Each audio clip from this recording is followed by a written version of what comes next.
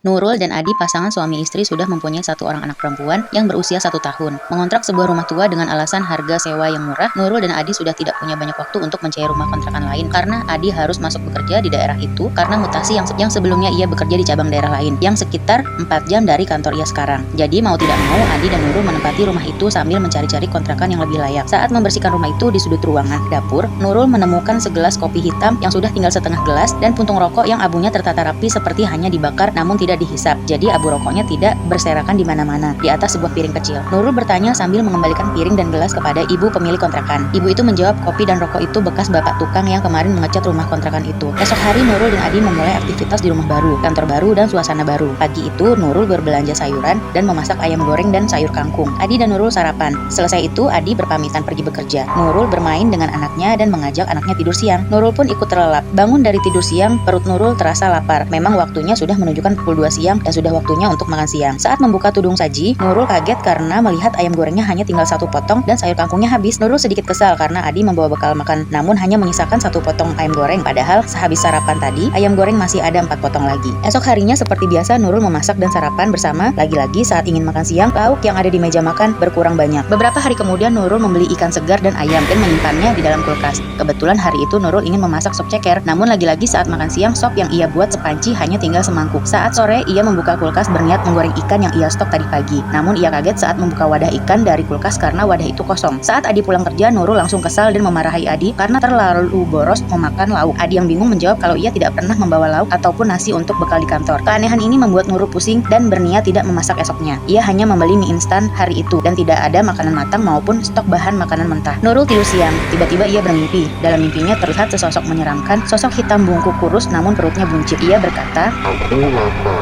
Nurul terbangun karena tangisan bayinya. Saat menyentuh anaknya, badannya panas dan tidak berhenti menangis. Nurul membawa anaknya ke klinik. Namun saat di klinik anaknya normal, namun ketika di rumah anaknya menangis terus-menerus. Akhirnya Nurul membawa anaknya ke rumah orang tuanya. Sebagai orang tua yang masih kuno, ibu Nurul memanggil orang pintar di kampungnya dan terkuaklah sebuah rahasia bahwa rumah tua yang ia sewa di daerah X adalah tempat tinggal peliharaan sang pemilik kontrakan, yang mana setiap hari harus diberi sesajen. Pemilik kontrakan sepertinya sengaja menyewakan rumah itu agar ia tidak usah repot-repot menyiapkan sesajen setiap hari. Namun karena Nurul sempat tidak masak dan menyetok makanan, makhluk itu sekarang justru mengincar anaknya Nurul. Orang pintar itu berpesan agar segera pindah dari rumah itu, karena jika sampai anak Nurul jadi tumbal, maka Nurul dan Adilah yang akan menjadi tuannya.